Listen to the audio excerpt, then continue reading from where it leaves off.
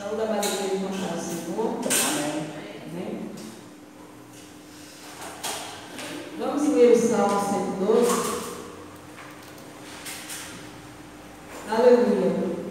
Bem-aventurado o homem que teme ao Senhor e se compraz nos seus mandamentos. A sua descendência será poderosa na terra. Será abençoada a geração dos justos. Na sua casa há prosperidade e riqueza, e a sua justiça permanece para sempre. Ao justo nasce luz nas trevas. Ele é benigno, misericordioso e justo. Ditoso o homem que se compadece e empresta. Ele defenderá a sua causa em juízo. Não será jamais abalado. Será tido em memória eterna. Não se atemorize de más notícias. O seu coração é firme e confiante no Senhor. O seu coração bem firmado não teme, até ver cumprido nos seus adversários o seu desejo. Distribui, dá aos pobres, a sua justiça permanece para sempre, e o seu poder se exaltará em glória. O perverso vê isso e se enraivece, range os dentes e se consome. O desejo dos perversos perecerá. Aquele que teme ao Senhor, confia nele, ele jamais será abalado. Aquele que coloca a sua fé no Senhor, o coração está firme no Senhor, ele não teme coisa alguma. Como diz a palavra do Senhor, 1000 cairão ao teu lado, 10.000 ao teu direito, mas tu não serás atingido. Assim nós devemos confiar no Senhor, permanecer, ter fé, de que todas as coisas passam. E o que fica é a palavra do Senhor, é o amor do Senhor, é a fé que nós temos no Senhor. Amém? Amém. Oremos ao Senhor, agradecendo ao nosso Deus por este dia, por tudo que o Senhor tem feito a nós, por cuidado que Ele tem tido para com as nossas vidas. Deus misericordioso, eterno Salvador, Senhor, nós confiamos em Ti, esperamos em Ti, ó Deus eterno, porque conhecemos, Senhor, o Teu poder, conhecemos, Senhor, a Tua maravilhosa graça sobre as nossas vidas, ó Deus. Amém. O Senhor não olhou para os nossos pecados, mas veio em nosso favor. O Senhor, ó Deus amado, entregou o Seu único Filho para morrer na cruz, para nos salvar. É verdade, sim. O Senhor Jesus se entregou em nosso favor, tomou o nosso lugar, para que nós fôssemos redimidos dos nossos pecados. Fomos lavados, restaurados pelo Teu sangue, Senhor. E aqui estamos, Senhor, alegres, ó Deus, para Te adorar e engrandecer o Teu santo nome, porque somos livres, Senhor. Fomos separados, Senhor, para o louvor da Tua glória, Senhor. Ó Deus Todo-Poderoso, exaltamos o Teu nome e Te agradecemos, Senhor, porque Tu és santo, digno de honra e de glória, Senhor. Ó Deus Todo-Poderoso, agradecemos a Ti, Senhor, pelo Teu cuidado, por Tua misericórdia, Senhor. Tu és longânimo, Senhor amado, benigno para com as nossas vidas. Ó Senhor, muito obrigado, Senhor, por este dia na Tua presença, ó Deus amado, pois o Senhor nos livrou, o Senhor nos guardou, o Senhor cuidou de nós, Senhor. Muito obrigado, Deus Todo-Poderoso. Ó Senhor, nós pedimos ao Senhor nesta noite, que o Senhor venha, ó Deus amado, curar, restaurar os nossos corações, ó Deus, para que possamos, ó Deus, nos entregar totalmente ao Senhor, que nós estejamos totalmente voltados para Ti, para a adoração do Teu nome, Senhor. Amém. Que não haja reserva, Senhor amado, mas que nós possamos nos entregar totalmente ao Senhor. Amém. Vem nos curar, Senhor. Que nós possamos nos alegrar, Senhor amado, na Tua presença, Deus Todo-Poderoso. Restaura, Senhor, a alegria da salvação dos nossos corações, ó Deus. Em nome do Senhor Jesus, nós pedimos e Te agradecemos. Amém. Jesus.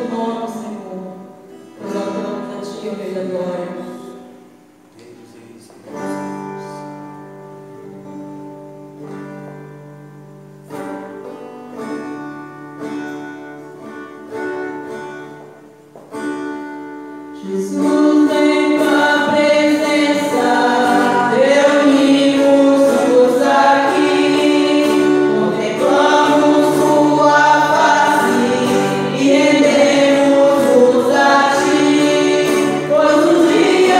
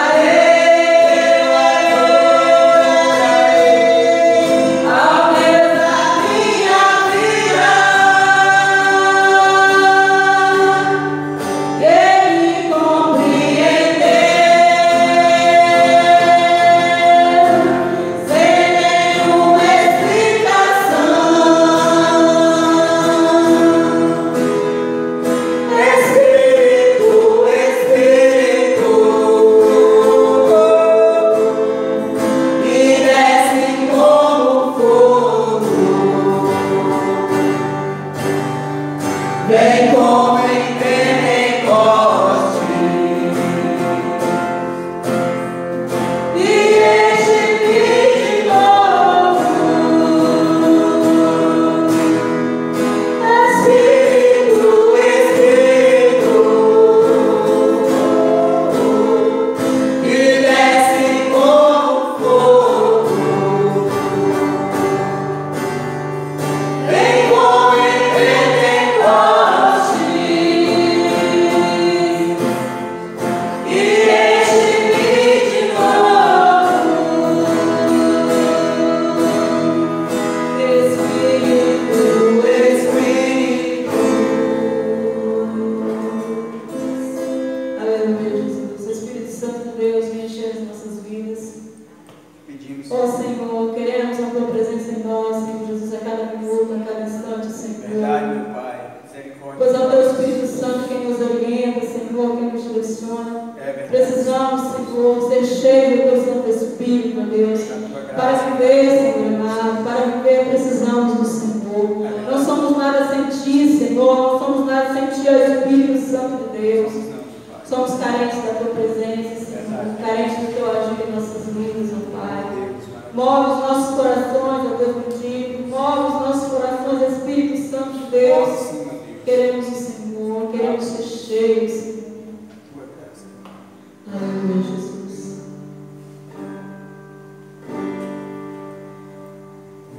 A gente vai cantar mais um hino que os irmãos estejam trazendo o dízimo e a oferta como parte da sua adoração ao Senhor.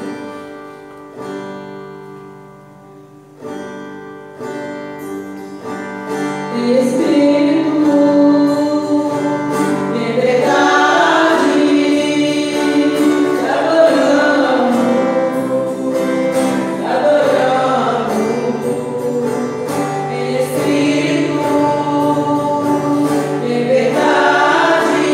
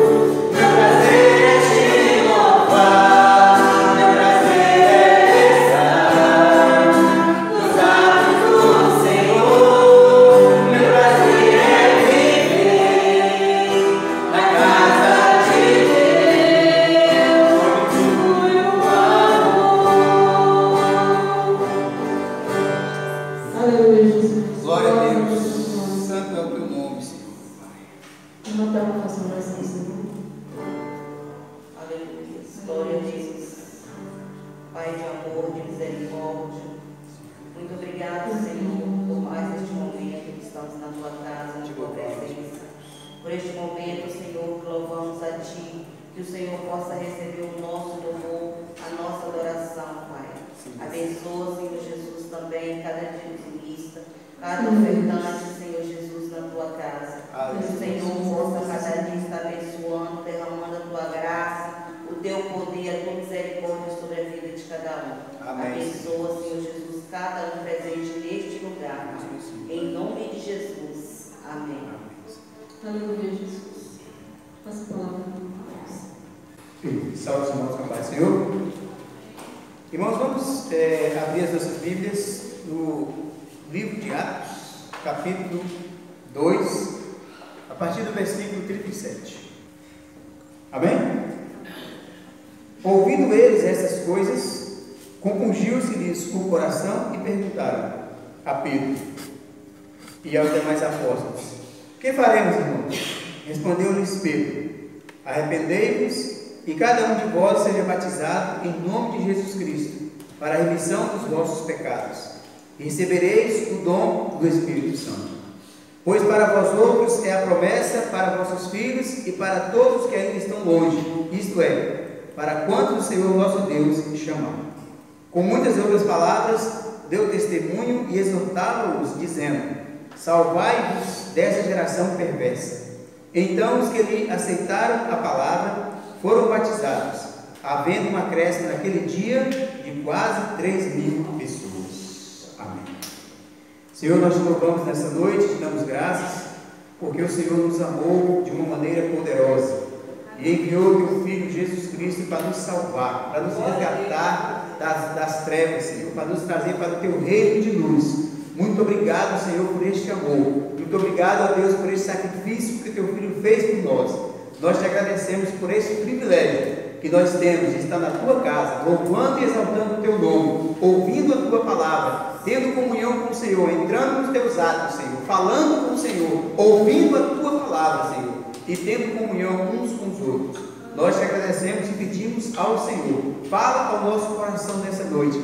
Fala, Senhor, porque nós precisamos ouvir a tua voz. Nós te agradecemos em nome de Jesus. Amém.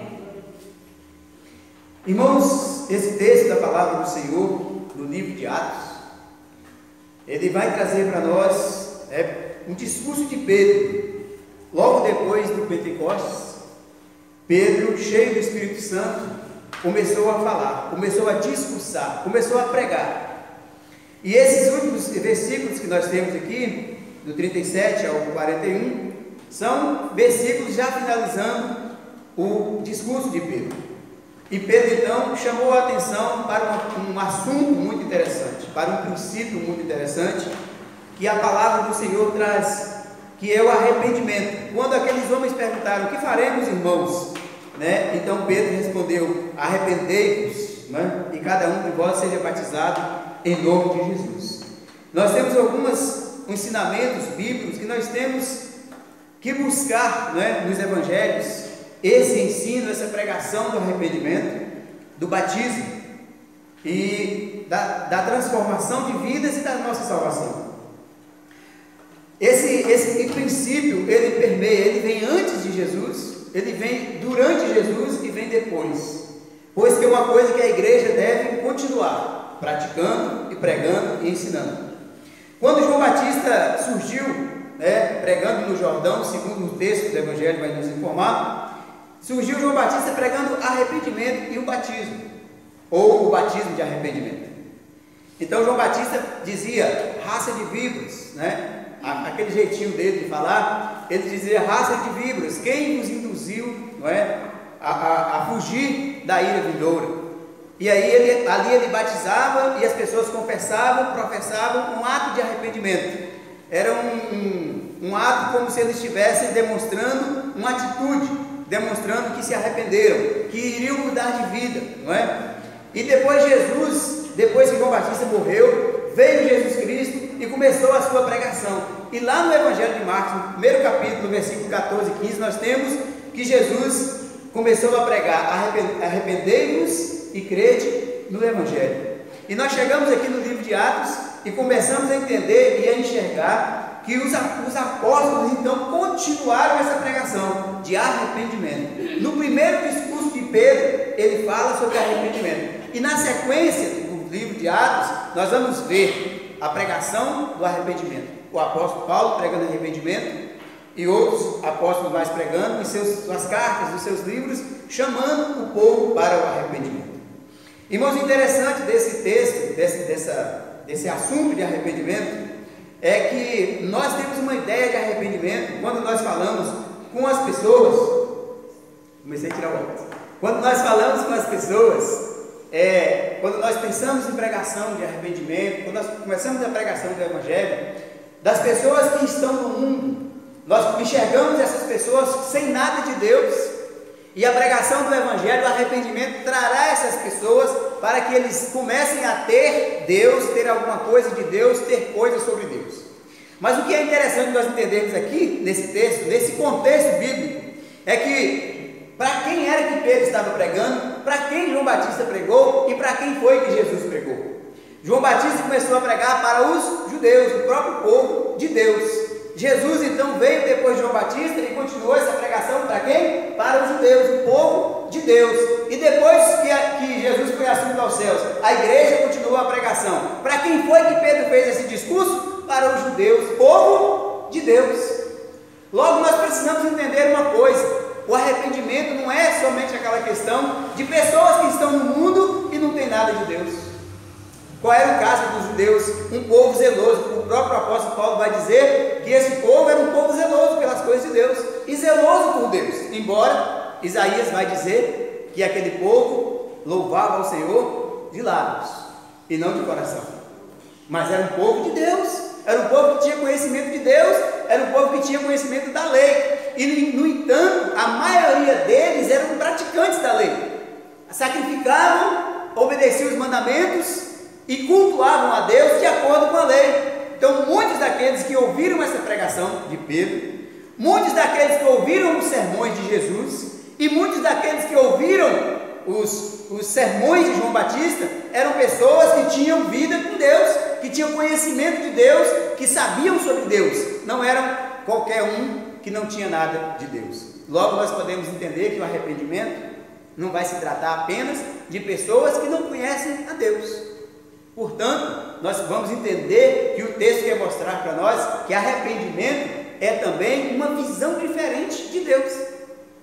É uma visão diferente, é uma mudança de mente, é uma mudança de uma forma de pensar, é uma forma de ver Deus, é uma forma de crer, uma forma de proceder diante de Deus. É uma mudança de mente, é uma mudança de comportamento, é uma mudança de direção. Não é a mudança de quem crê. Eles não deixaram de crer em Deus, mas passaram a crer de uma maneira diferente. E muitas das vezes nós precisamos entender essa forma de crer diferente, de qual é a forma que nós estamos precisando, se é a forma correta ou se é o melhoramento da forma. Então nós entendemos, vamos até aqui o texto traz para nós, para enriquecer a mensagem, para nós compreendermos melhor a questão do arrependimento. A primeira coisa que acontece aqui no texto: ouvindo eles estas coisas, compungiram-se-lhes o coração. Então, quando Pedro fez o discurso, Pedro falou sobre toda a trajetória do Antigo Testamento, Pedro falou sobre todas as profecias a respeito de Jesus, Pedro falou do cumprimento dessa profecia. Inclusive ele vai citar aqui no texto, o texto de Joel, Joel capítulo 2, que fala sobre o derramamento do Espírito Santo, onde os velhos terão visões, os jovens sonharão, vossos filhos e vossas filhas profetizarão, onde Deus está profetizando, dizendo que todas as nações, todas as pessoas terão o Espírito Santo em si, serão morada do Espírito Santo, serão habitação do Espírito Santo. Em textos parecidos, Deus fala que eu escreverei a minha lei nos seus corações, e não precisará que ninguém seja ensinado por ninguém, mas o próprio Espírito Santo vai ensinar a cada um. Então esse é um tempo de relacionamento pessoal com Deus, é um tempo em que Deus profetiza que chegará o tempo da graça, onde cada ser humano terá a oportunidade de ter ligação direta com Deus. Você e eu não precisamos de ninguém para nos ligar a Deus, a não ser o próprio Deus, que é Jesus, que diz: eu sou o caminho e a verdade e a vida, ninguém vem ao Pai senão por mim. Mas quem é Jesus? É o próprio Deus. Nós não precisamos de ninguém para nos ligar a Deus. Nós estamos no tempo da graça, e é o tempo onde nós temos uma ligação direta. A sua vida espiritual é uma responsabilidade pessoal. Você pode desenvolvê-la ou minguá-la por você mesmo. É uma responsabilidade de cada um, porque o Espírito Santo já foi ortogado, como diz Paulo. Cada um de nós já foi batizado no Espírito Santo, como diz aqui o texto. Creia no Senhor Jesus e cada um de vós seja batizado no Espírito Santo. Isso não é um privilégio de poucos, isso é um privilégio de todo aquele que crê em Jesus. E o que acontece quando nós ouvimos a pregação da palavra? E aí o texto diz que, ouvindo eles essas coisas, compungiu-se-lhes o coração. A pregação da palavra, irmãos, a pregação do Evangelho, ela toca o coração do ser humano, ela mexe com o coração do ser humano, mexe com a vida das pessoas. Às vezes mexe de uma forma incompreensível. Quantas pessoas acham ruim quando ouvem a pregação do Evangelho, porque mexem em coisas na sua vida e eles acham intocável ou que não quer que seja mexido. Mas o Evangelho, ele toca nosso coração, a pregação do Evangelho. E o apóstolo vai dizer para nós, o apóstolo Paulo escrevendo aos Romanos vai dizer que a fé vem pelo ouvir a palavra de Deus, porque essa palavra ela vai no coração do homem. E o escritor aos Hebreus vai dizer que a palavra do Senhor é como uma espada, né, que penetra até ossos e medula, a ponto de separar. Então, às vezes, nós ouvimos a pregação da palavra do Senhor e ela vem e encontra pontos na nossa vida, em lugares em nossos corações, em nossas mentes, que ninguém foi. Mas quando a gente ouve aquela pregação, quando a gente ouve aquela mensagem, quando a gente lê aquele texto, quando a gente lê aquele pedaço, alguma coisa que alguém escreveu referente à palavra do Senhor, aquilo mexe com o nosso interior. A palavra do Senhor, ela faz isso. Então, antes do arrependimento, a palavra toca nos corações. A palavra do Evangelho, ele mexe com os corações. O Evangelho mexe com a vida das pessoas. E depois disso, vem o arrependimento. Aí Pedro disse: arrependei-vos e cada um de vós seja batizado em nome de Jesus Cristo para a remissão dos vossos pecados, e recebereis o dom do Espírito Santo, que é o Espírito prometido pelos profetas. João Batista convocava a multidão para ser batizado, mas o que ele dizia? Eu vos batizo com água, depois de mim vem um. Aí ele cita Jesus, descreve que Jesus é um daqueles que vem depois dele, que ele não é digno de desatar-lhe a sandália dos seus pés. Por que João Batista fez essa referência a Jesus? Porque ele sabia de quem ele falava. E desatar as sandálias dos pés era um trabalho de escravo. Era o escravo que tirava a sandália do seu senhor quando chegava do campo. E ele está dizendo que ele não era digno nem disso a respeito de Jesus Cristo. Aí ele disse: eu batizo com água para arrependimento, mas depois de mim vem um que batizará com fogo, que é o Espírito Santo.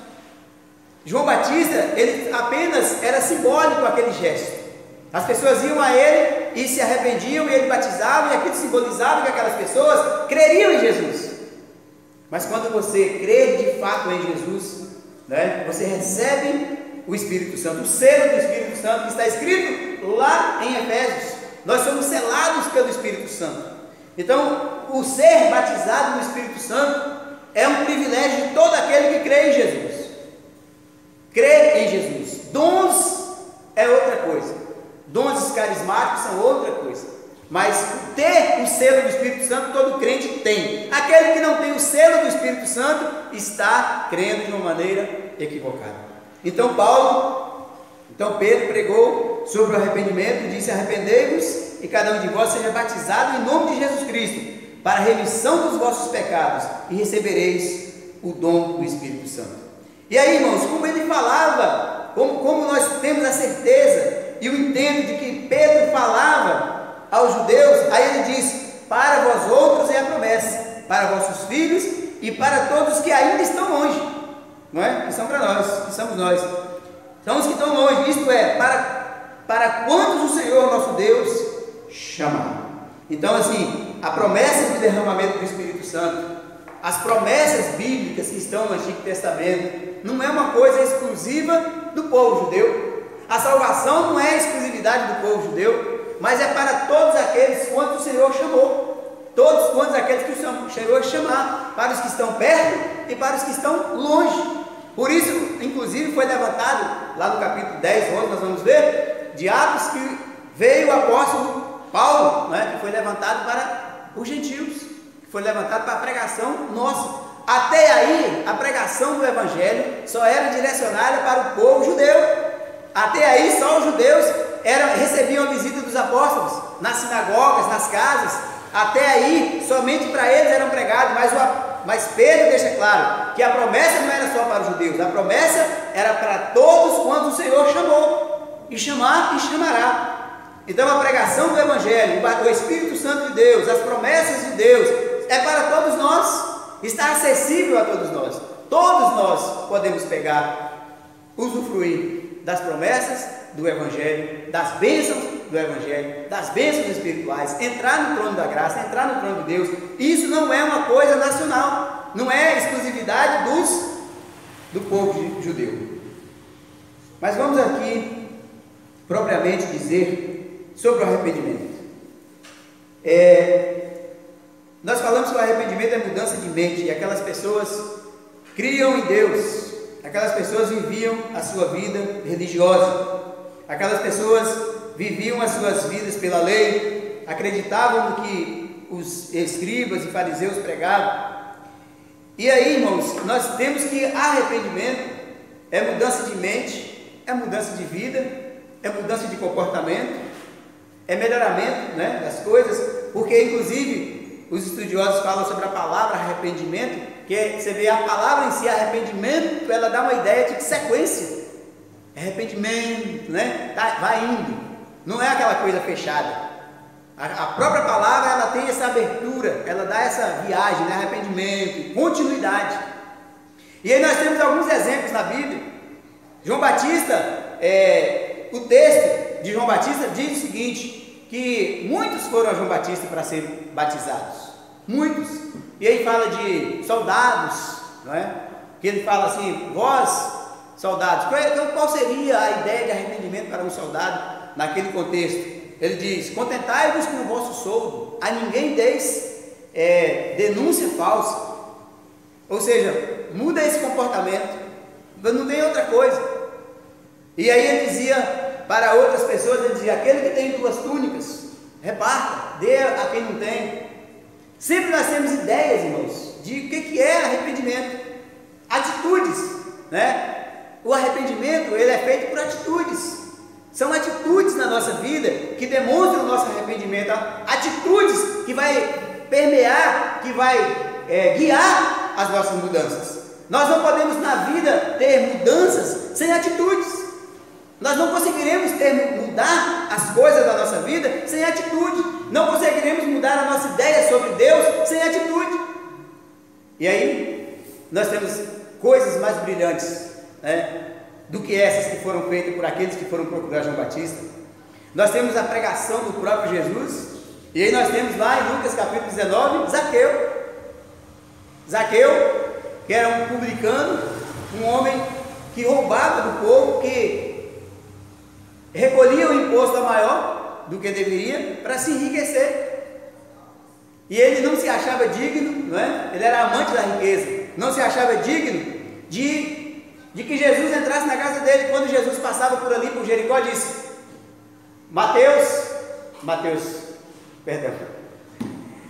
Zaqueu, desce depressa dessa árvore que hoje me convém pousar na tua casa. E Jesus entrou na casa de Zaqueu, conversou com Zaqueu, e ali ele disse aquelas frases: o Filho do Homem não veio para justos, mas sim para pecadores. O Filho do Homem veio para buscar o que se havia perdido. E aí, o arrependimento, aí essas palavras tocaram o coração de Zaqueu. Essas palavras mexeram com a vida de Zaqueu. Essas palavras de Jesus mexeram com a emoção, com o sentimento, com a mente de Zaqueu. Então Zaqueu levanta, diz o texto sagrado, que ele se levanta e diz: Senhor, se alguma coisa defraudei alguém, eu restituo 4 vezes mais, porque isso era a lei, não é? E diz, e dividirei todos os meus bens, os meus pertences, com os pobres. Aí Jesus disse, hoje veio salvação a esta casa. O arrependimento de Zaqueu demonstrado por uma atitude.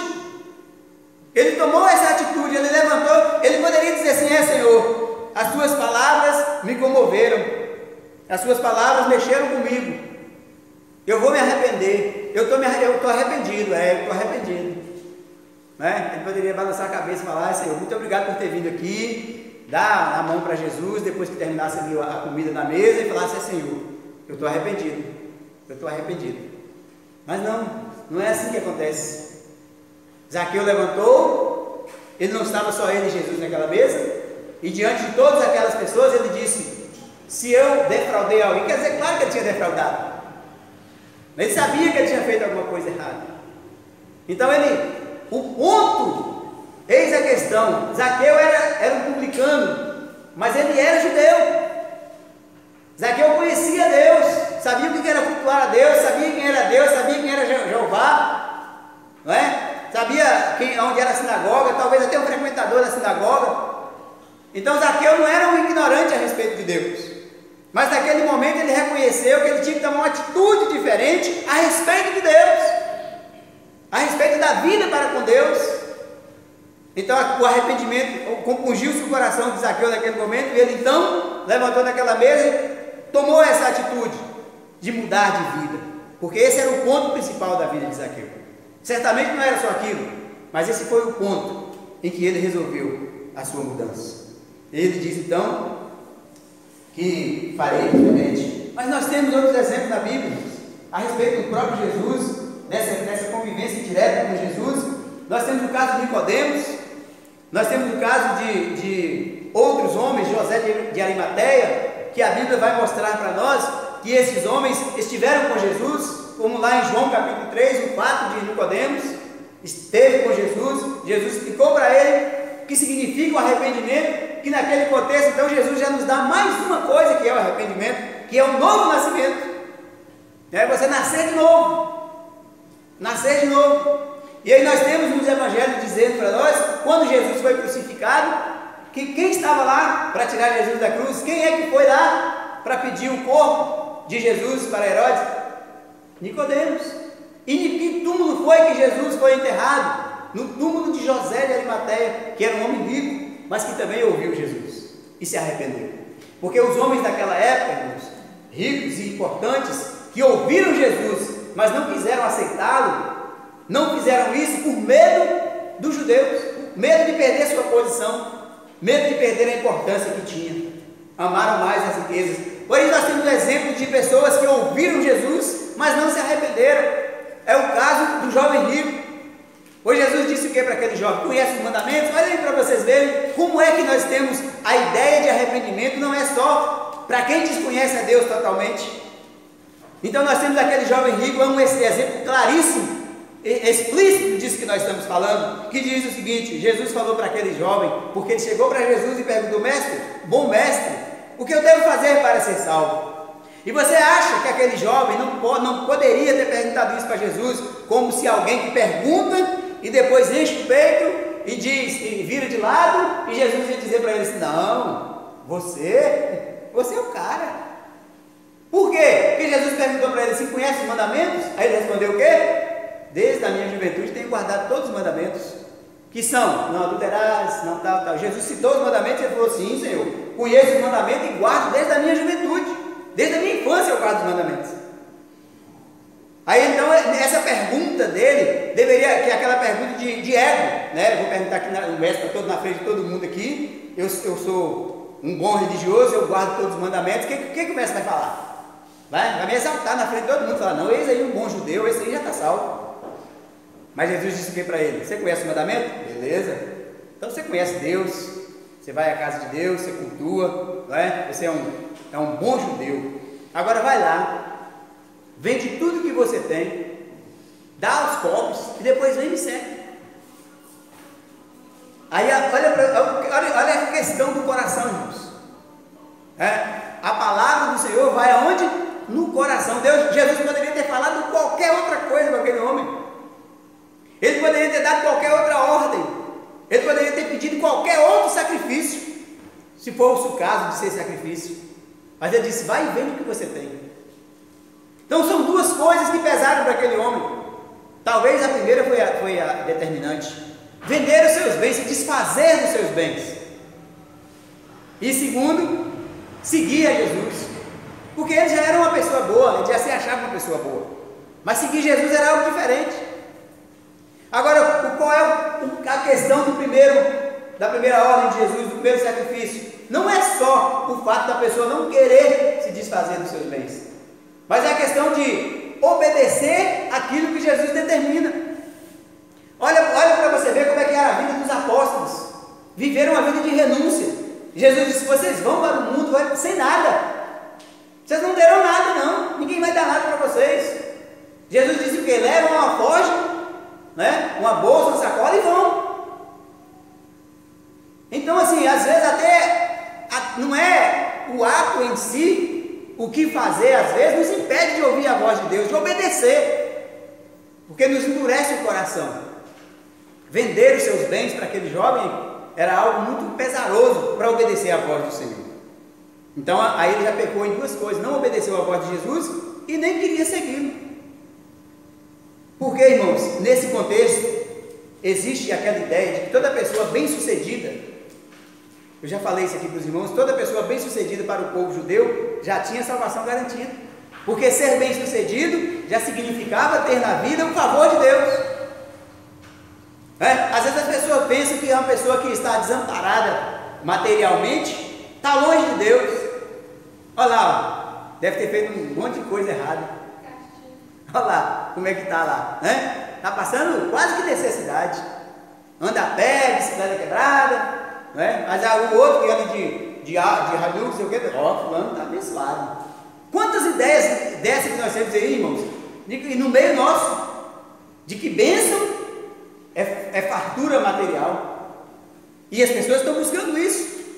O arrependimento é isso, é a mudança de mente. Até mesmo aqueles que já conhecem Deus poderão mudar de postura, mudar de posição. A nossa reflexão nessa noite é para que nós pensemos nisso, que o arrependimento nos trouxe até aqui. O arrependimento nos trouxe para dentro do reino de Deus.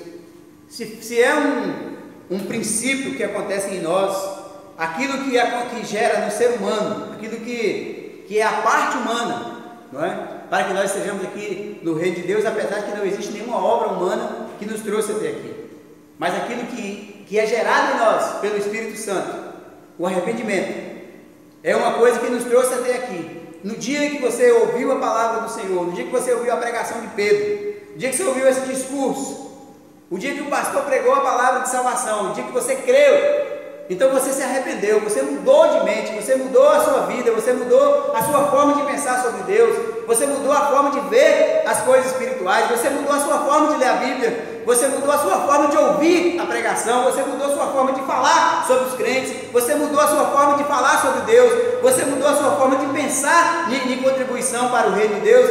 Tudo na sua mente mudou sobre Deus no dia em que você aceitou Jesus como Senhor e Salvador da sua vida, e você recebeu naquele dia o Espírito Santo que te ensina todas as coisas. Então o arrependimento nos trouxe até aqui. A nossa reflexão nessa noite é para nós entendermos que daqui por diante o arrependimento nos levará.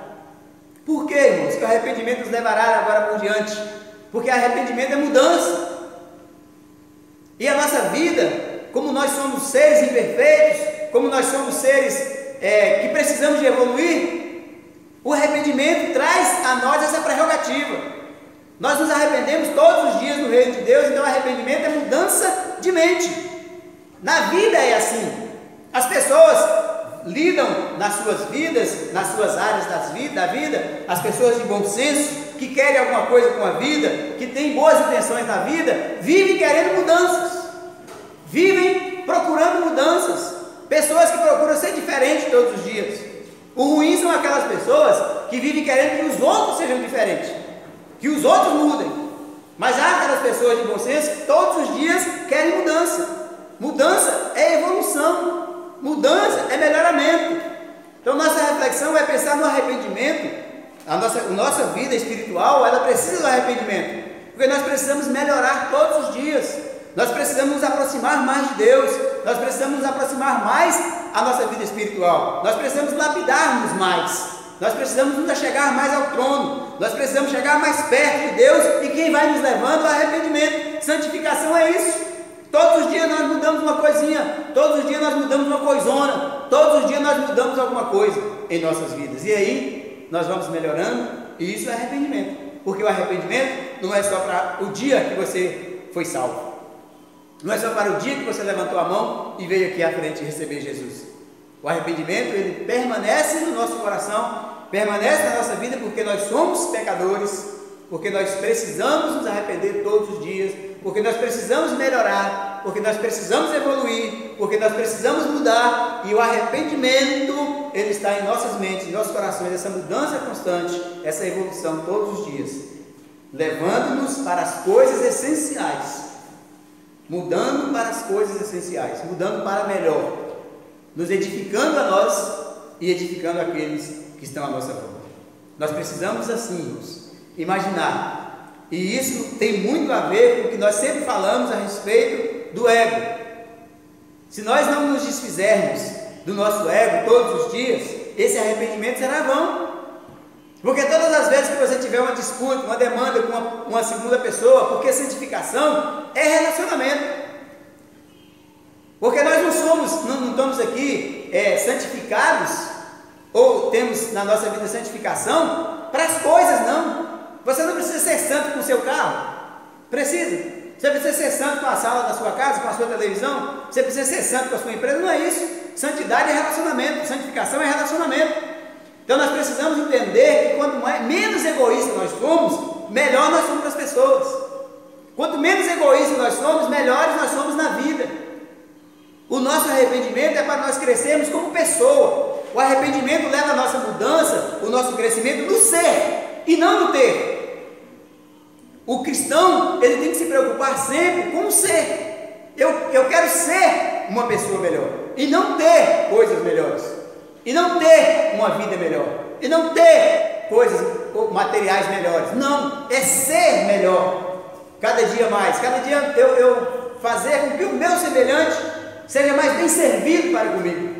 É fazer com que cada dia mais o Senhor, nosso Deus, se sinta mais satisfeito com meu desempenho, com a minha vida espiritual, com minha aplicação nas coisas de Deus, com meu arrependimento, com minha transformação, com a minha mudança, com as minhas atitudes para com Deus, para com o povo de Deus, para com as coisas de Deus, as minhas atitudes para com o Evangelho.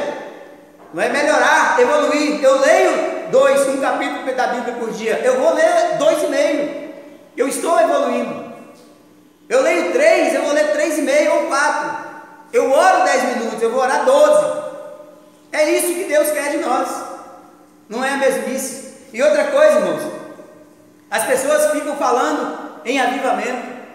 A gente vive com essa coisa na cabeça. Deus, a gente ora, manda um avivamento. Não poderá haver avivamento sem arrependimento. Não poderá haver. Quanto tempo tem que você ver um crente chorando? Antigamente a gente via, né? Quanto tempo tem que você ver num culto de oração e ver alguém chorando? Tem tempo, não tem? Eu, por exemplo, estou seco.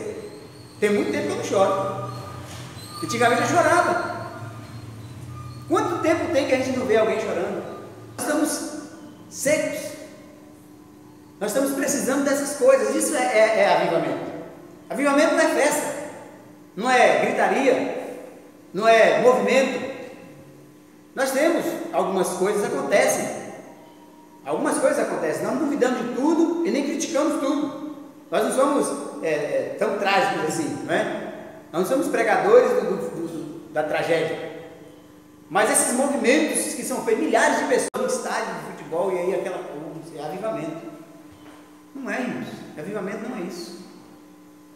Avivamento não é isso. Avivamento é individual.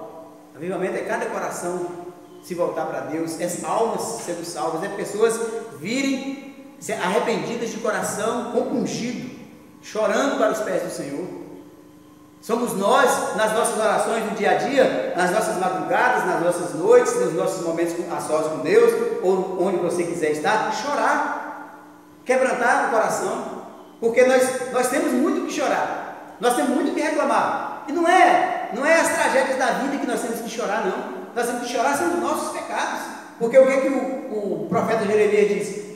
O que se queixa o homem? Queixa-se dos vossos próprios pecados, porque tudo que vem contra nós são os nossos pecados, são coisas das nossas próprias falhas e erros. O que nos custa nos dobrar os nossos joelhos, procurar esse choro, procurar esse quebrantamento de coração, procurar essa mudança de vida, procurar essa tolerância que nós não temos para com o próximo, porque nós queremos sempre o melhor para nós e sermos melhor que o outro. Enquanto o apóstolo escrevendo lá, a Filipenses, ele diz o quê? Sujeitai-vos uns aos outros, não tenha-se por superior a ninguém.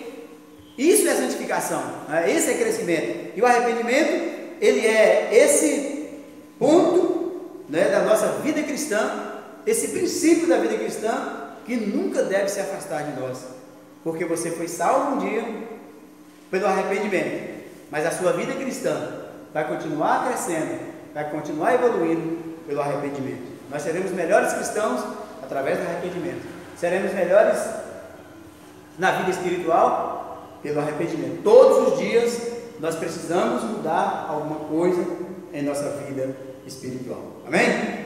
Que o Senhor nos abençoe e nos enche de tua graça, para que nós venhamos ter essa força, essa possibilidade. Que o amor de Deus, o nosso eterno Pai, a graça salvadora de Jesus Cristo, as doces consolações do Espírito Santo de Deus, seja com o povo de Deus espalhado em toda a terra, e aqui nessa congregação hoje e eternamente. E todos digam: amém. Vamos em paz, o Senhor nos abençoe.